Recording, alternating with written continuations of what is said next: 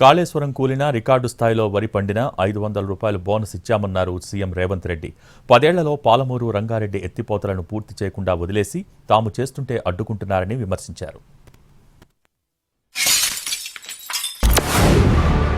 ఒక పక్కన గోదావరి నది జలాల మీద కట్టిన కాళేశ్వరం కూలిపోయినా ఈసారి దేశం మొత్తం మీద కాళేశ్వరం కూలిన 1,56,00,000 మెట్రిక్ టన్నుల వరి ధాన్యాన్ని పండించి 500 రూపాయల బోనస్ కూడా ఇచ్చి ఇవాళ రైతులను ఆదుకున్నాం.